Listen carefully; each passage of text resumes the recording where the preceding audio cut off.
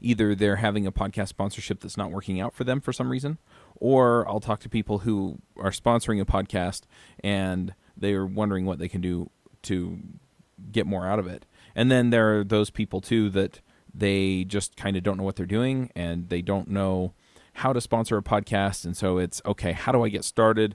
What do I do? How do I know if I'm doing it right? How do I make the most of it? And I just wanted to put together a video where I talk through some of the pieces of sponsoring a podcast and really paint a picture of how I've seen this be successful. Now, I've been podcasting for 10 years, and I've had a bunch of sponsors that have had things really work out for them, and I've had a handful of sponsors where things didn't. And that's not to say that the ones that didn't necessarily did it wrong. Sometimes you just pick a show and it turns out that that show or that podcast isn't a good fit for your product, and you figure that out when you try it out.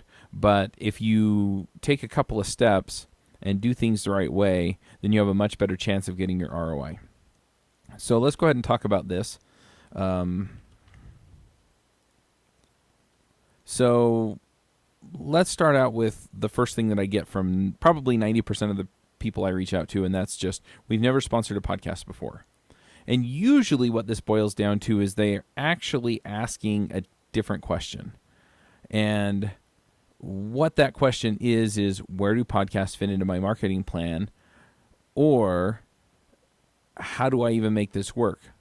Or it's just another way of telling me we've never done it before and I don't have time to figure it out. That happens too. I mean, it's a sales process, right? When I'm reaching out to people. So a lot of people, it's just, it doesn't fit in. And then for other people, it's, I don't even know where to start. And, so they're essentially saying, I don't know what steps to take. And I'm hoping to cover in like 15, 20 minutes the essentials of sponsoring a podcast. And that way you can get an idea of what it actually takes. So podcasts, if you go and listen to them on your phone or your iPad or your, even on YouTube or things like that, they kind of live in that niche that's sort of like on-demand radio. I don't really like that format just because podcasts generally format different than radio. They syndicate different from radio. And so, the reach is going to be different, right? It's going to be different from terrestrial radio. But you can also look at it from the sense of you have some expert or some group of people, voice actors, whoever, who are putting together some content that people can actually take advantage of to learn and grow and move up in their career, in our case, right? Because we're talking about programming. If you're looking to sponsor other shows that are more sort of general consumption, because, think of like the true crime podcast, for example, where, they're not reaching a specific niche, but they're actually sort of generic entertainment. You've got other shows that are, they're just telling a story. Those are going to be more general, more traditional media type things where you're actually, you watch a TV show and there's not really a demographic that it's aimed at. Or if there is, it's a rather broad one, right? Because they want the large audiences to tune in and watch it. Whereas with podcasts, the difference is that a lot of them will niche down and they'll cover topics or even tell stories that only identify with very niche audiences.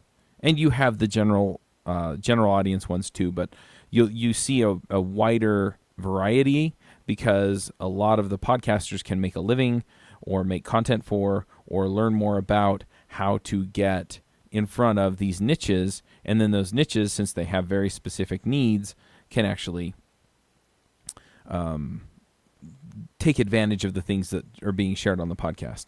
And that's where you see that third point, podcasts can reach into niche audiences where it's easier to identify your target market, right? So if you have a very niche audience that you're looking for, so let's say you do sell software that makes it easier to debug applications on the web, then you're looking for web developers, or you're looking for managers of web development teams that are going to make the buying decisions, right? Those are the people that you're trying to reach. And so you want shows that are going to get in front of those people or are going to get in front of their developers who are having this pain, who are going to go to their boss and say, hey, boss, we need this product, right? So that's what you're doing. At the same time, though, one thing that's interesting about podcasts is that in a lot of cases, your podcasters aren't big celebrities. At least they aren't in the general sense, right? Not everybody in the U.S. knows their name. So just to give you an example, when I go to programming conferences, I probably run into a few dozen people at the conferences, sometimes more, depending on the conference and the technology that it covers, where people know who I am, right? So I carry a little bit of celebrity status when I show up at the conference. But I'm not a big celebrity outside of that world, right? So if I go out to, like, I go to the podcasting conferences, right? I'm not a big celebrity in the podcasting space because I don't talk about the podcasting space.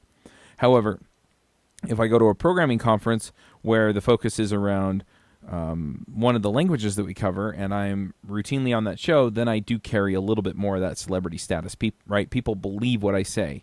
And so if they have a problem and I tell them to go check out a solution that's made by your company, then you're going to essentially get a celebrity referral or a celebrity endorsement. And so podcast sponsorships usually are going to bridge that gap between the celebrity endorsement and kind of the traditional media ad buy. And so you're gonna run into a little bit of that weird fit. Now, the other thing that you're also going to need to know is that if you've gone and done traditional media ad buying, you're going to find that podcasters all do it a little bit different. And so some of them are just going to be like, hey, you pay for so many episodes. Some are going to be you pay for, a certain amount of time. Everybody does it a little differently. So if you're used to the way that traditional media does the ad buys, don't let that hang you up, because most podcasters are simply going to say, I'll give you this amount of exposure, you give me this amount of money, and that's really the extent of the coverage. And so if you're looking at that and you want it to be a bit simpler, podcasting may be the way to go, because, again, you kind of have this loose relationship where, they give you exposure and you get paid. So that gives you an idea of where the podcast kind of fit into the marketing plan. If you've kind of been leaning toward people who are influencers in a space, you're kind of leaning toward some of these other ideas around, how do we get in front of people with real credibility and get them to endorse what we're doing? This is the way to go. I mean, one example, and this is from, I went to an event with Pat Flynn, and he was talking about his tripod, and I forget what it's called, but he has a tripod that, you can use it to hold the camera in front of you and just kind of do a selfie-style recording, or you can then open your hand and essentially it flips out into a tripod and you can set it on the desk and record there, and so then it's stabilized on the desk. And so he went and he actually, was playing with it in front of a YouTube person, and that YouTube person is somebody that other YouTube people go and actually pay attention to on how to do YouTube. And, so the guy, saw him playing with it, grabbed it, looked at it, blah, blah, blah, blah, blah, right? And then he endorsed it. And that kind of celebrity endorsement can really help, because then if he's using it, he loves it, then he can get other people to do it. It's the same thing with some of the Instagram models with certain types of makeup or clothing or things like that, right? It's, oh, well, that looks cute on her, and therefore it could look cute on me. Or I trust her and she says that it doesn't have these problems, so it won't have these problems for me either. Anyway, so now that you're kind of getting an idea of how podcasts fit in, right? This is where they sit. This is how they fit into my my media plan. By the way, one other thing that I just want to throw out there is that podcasts are a good way to get people talking about what you do. And it's a good way to draw connections between what you do and what people need. But yeah, and I'll talk about in a minute, how that fits and how to get around some of the limitations with that. But how do you choose the right podcast to sponsor? Well, essentially it comes down to knowing your target market, right? So if you have an idea of who you're trying to reach, you can start thinking about what types of podcasts they're going to be looking for, what tools or solutions your offering caters to that is going to be covered by these podcasts. So, our tool is this kind of tool. So, for example, I get, again, the bug tracking one, for example. So where are people who are going to need these bug tracking solutions actually going to be listening to? And you may find that some of them are going to be listening to the programming shows, and some of them are going to be listening to the business shows that talk about how to build a software solution, right? And so you may go to both. You may find that there's a blend, right? So you're going to hit both and see where the difference is really made. If there are people in your space that are really well known, so people that you think about as the celebrities, but they don't really have a strong platform. It's more just that they, they're out there and people know who they are. Where are they being featured, right? What podcasts are they being interviewed on? One example of this, for example, is David Heinemeier Hansson, who created the Ruby on Rails framework for building web applications, right? He's well known. He's written some books. He speaks out on YouTube periodically. He speaks every year at the Ruby conferences. But he also is, well known in the business space and is quoted by business people out there. And so you could say, okay, well, David Heinemeier Hansson talks a lot about the kinds of things that we care about and that our product caters to. So where is he being featured, And so then you're going to find that he's been on Ruby Rogues, which is one of our shows, several times. And that he's been on maybe, the Rework podcast, which is put together by Basecamp, which is the company that he helps run. And so you can kind of figure out, okay, so then those are the kinds of shows that I want to be on. And then if you actually go into Apple Podcasts or Google Play Store or things like that and look at podcasts, then you can see, okay, well, I can't advertise on Rework, right? Because it's owned by Basecamp and they don't do ads. They just talk about Basecamp stuff. But what other shows are people listening to in addition to Rework? And then you can start looking at those shows and getting the attention of those people, because those algorithms are based on people's listening habits, and you can take advantage of that. Another one is which podcasts or podcasters do you see at the conferences, right? So if you see people walking around with a shirt with a podcast logo on it, or maybe, I go to the conferences and I talk to people about the podcasts. And so if you see me there, then that's an indication that, oh, he's targeting the same people I am because I'm sponsoring this conference and he's here at the conference. Or my people are at the same conference that he's at, and so, we're going to have some things in common. And so you can build off of that as well. So, are they at the same events as you? Are they, attracting the same audience as you? Are they bringing in experts that your not audience, but your market is going to want to listen to? Are they talking about the kinds of problems and the kinds of solutions you offer? And, are they in the area or the niche that your market is going to want to listen to? So, it's going to take a little bit of homework, but you can figure out what these shows are. And then what you have to do is you got to sit down and figure out which podcast you want to go on and make a plan to make the sponsorship work. Now, a traditional sponsorship usually looks something like this. You give them a banner or logo or something that goes on their website, right? So it's, hey, this episode is sponsored by, I'll just pick one of my sponsors, Sentry.io, which is one of those bug tracking software things, right? So it's sponsored by Sentry.io. Sentry sends us their logo. We put it on the website. We make it link back to their website. And then we usually have some kind of audio ad in the ad, or in the audio for the podcast. Now, most of our shows aren't doing video, so it just goes in the audio. But if we're doing YouTube, maybe I'll wear a T-shirt, or I'll have some image pop into the frame or something like that while I'm recording. And, we can take advantage of that so that people can see it, they can make an association with it and things like that. And then when they go back to the website, then they can click on the banner or logo. We also put links in the show notes for the podcast, which is another thing you can do. There are a lot of potential things that you can take advantage of there. One thing that I would do is if you have Google Analytics or something like that, use UTM parameters. Now, UTM parameters are going to give you a good indication of where the traffic's coming from.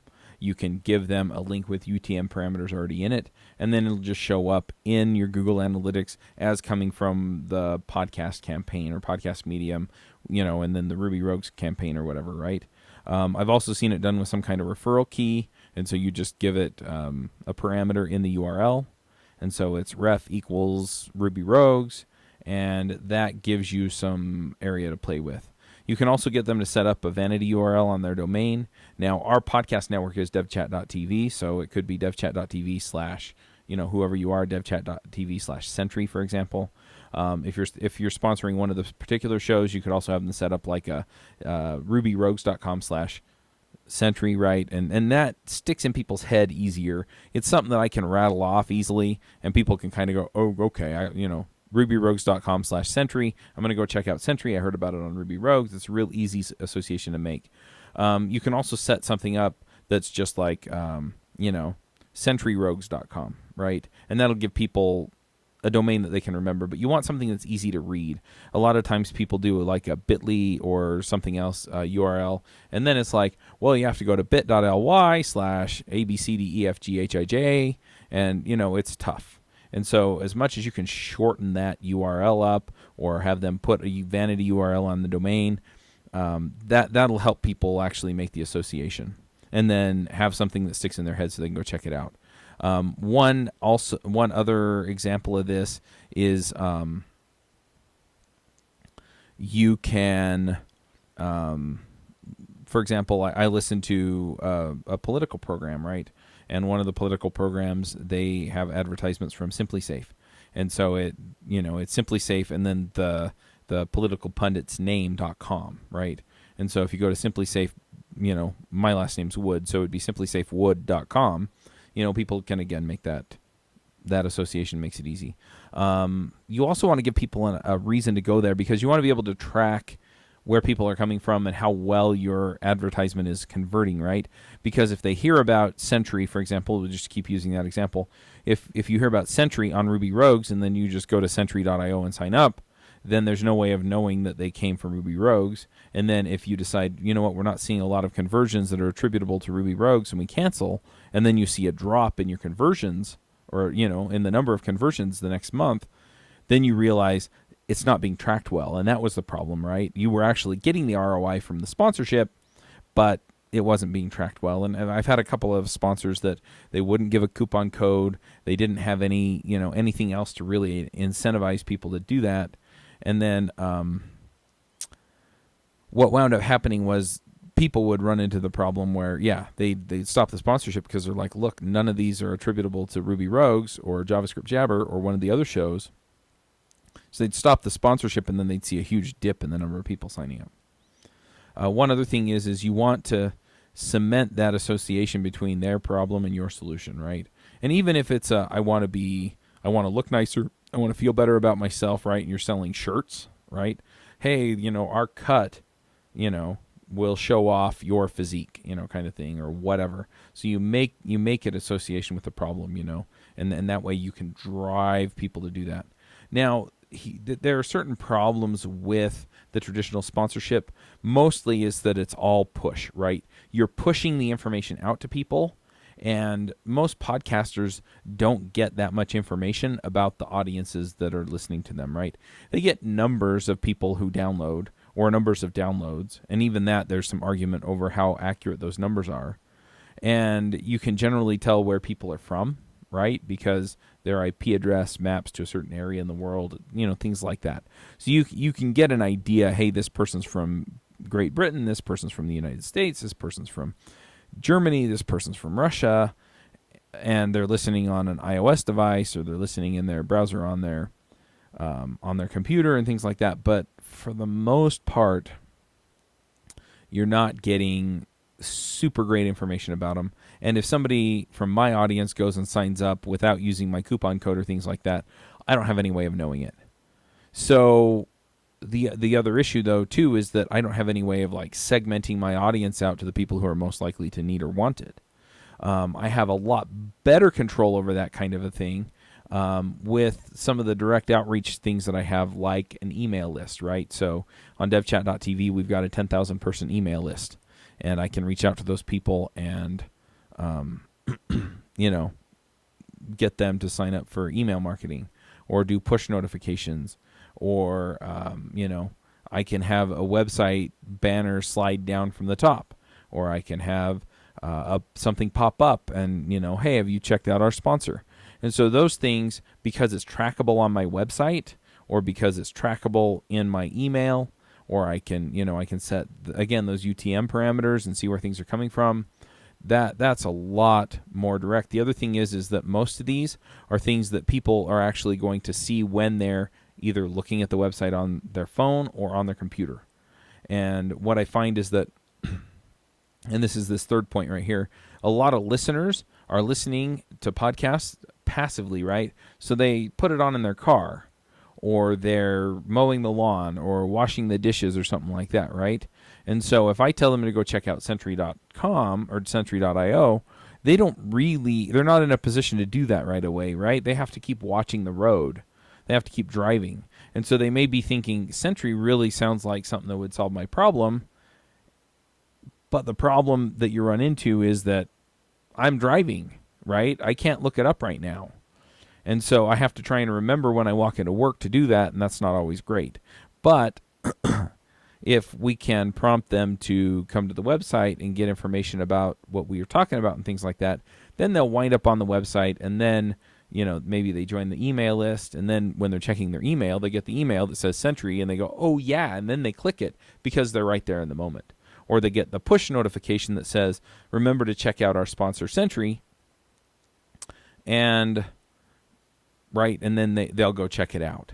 And so you can get some of these push notifications that work out.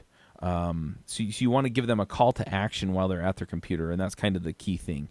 So these 2 points right here kind of go together, using the direct reach options. And the reason is because if they're listening when they can't make that connection and take the action, then you have to prompt them in other ways. And email is really the kicker, I found. The push notifications, sometimes the chat solutions work well as well, because they'll browse to the website or things like that. But yeah, the email marketing I found is really the kicker. Just a few other notes. Repetition is a key component of a successful sponsorship. And really what that boils down to is that the more times people hear your message, the stronger association they're going to make in their head between whatever you talk about and your brand. So if I hear a dozen, 2 dozen, 3 dozen times, right, your mattress is falling apart, go buy a Casper, then when my mattress falls apart, I'm going to think, I'm going to go buy a Casper mattress, right? So similar there, right, is, hey, are you running into this problem? Well, check out this solution. And if I hear that 10 times, then it's going to be, okay, I need to go check out that solution because I'm talking about the problem and I remember now, because my brain has made that connection over and over and over again as I listened to go check it out. The other thing is that, again, once they have that repetitive branding in their head, then when they see one of these things up here, the email marketing, the push notification, or they run across a banner or something, or, they're retargeted off of Facebook or something like that, all of a sudden, then it drives home, oh yeah, I need to go do that. And the follow-up, which is what I'm talking about with these direct reach methods, that will easily double your conversion rate. And that makes a huge, huge difference. So it's one thing, and I've had sponsors, right, that they just did this traditional sponsorship. In fact, most of my sponsors do this, right? And I've had a handful of them that had huge, huge conversions. One that comes to mind is Datadog. And they do monitoring for like servers and things like that, right? And they did a sponsorship, and essentially what they said is sign up for a free trial, and you'll get a T-shirt. And like week 1, they were blowing it out of the water. I mean, it was insane how many people were converting for them, right? They'd get a free trial, and they'd get a T-shirt. And they were sending out T-shirts like crazy. In fact, at one point, they actually came to me and said, can you take the T-shirt part off for a little while because we can't keep up, right? So it was converting really well. And so this worked for them, just this, right? But I've had others where and I've done this with affiliates too. I talked about the product a couple of times, maybe even had, and here's another one that you can throw on here, is actually be a guest on the podcast, right? So I had one of their engineers come on. They didn't talk about the product per se, but they talked about some of the key things that they had done or were doing. And so then people had that connection, right? They had a connection with Joe from whatever brand. And so then they go check it out, right? And so they've heard it a bunch of times. And then when this thing hits, then they really knock it out of the park.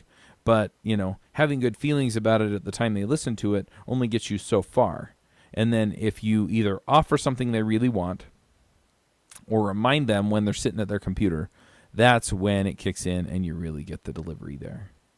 So if you are in the programming or tech space, we're expanding. So we're also getting into things like blockchain and machine learning and stuff like that, in addition to the strictly software development languages and frameworks, definitely check us out. You can go to devchat.tv/sponsor, and you can sponsor one of our shows. And you can get a lot of headway out of that. And if you have any questions, let me know. I'm probably going to post this video up there just so people can watch it. And I mean, a lot of this is relatively simple. I did fail to mention on the repetition point one thing, and that is that I found that most people have to advertise at least 6 times in order for the repetition to really stick. And I don't know why. But, people who sponsor for 3 or less episodes, they almost never get the kind of ROI they could get if they sponsor for, 4, 5, 6 episodes. And what I tend to see is that about the 4th episode, you start seeing an uptick in the conversions. And by the 6th episode, it starts to crest. And then it'll either maintain or it'll go back down. And so, I've had some sponsors where, week 6, it kind of hit its peak and then stayed there. It stayed at that peak for, like 6 weeks or 8 weeks or even months at a time. I had one sponsor, Hired.com, and they sponsored a lot of shows for several years. And what was working for them was that the cycle on which developers were changing jobs. I know some people that change jobs like every year, but I know a lot of other people where they actually change jobs for, every 2 to 3 years. And so what we find there is that so their cycle, because it was so long, right? Where people were actually looking to convert and get that kind of stuff going. What wound up happening was, they could profit from it for a long time, and so they ran for like 3 or 4 years on devchat.tv because they were hitting new people all the time that needed their service. Whereas others, you just get them signed up for a subscription one time, and then you've got them locked in for a year or 2 or 3 or however long people usually stay around for your service. So that said, I mean, there are a lot of ways that this works. I had another company, New Relic, and they sponsored Ruby Rogues for a long time. And after, I don't remember exactly how long, but after a while, they kind of tapped out the market with our listeners, right? Because they were a subscriber service where people were getting monitoring on their applications. And so, after a while, it just didn't make sense for them anymore. And it was because, their ROI had, and the number of conversions they were getting off Ruby Rogues, it initially rose quickly. And then it stayed high for a long time. And then after a while, we weren't bringing in enough new listeners that were in their target market, right? We were getting more new people or people who weren't making those kinds of decisions in the companies they were in. And so, the ROI dropped off. And so, just keep in mind that may be where you end up as well. I don't have anything else to really add to this, but if you have any questions, go ahead and leave a comment. I do check the comments, and I like to comment on the videos, so I appreciate that. If you have any questions, you can also email me. My contact information is on devchat.tv. And if you're interested in sponsoring, then definitely check us out, devchat.tv/sponsor.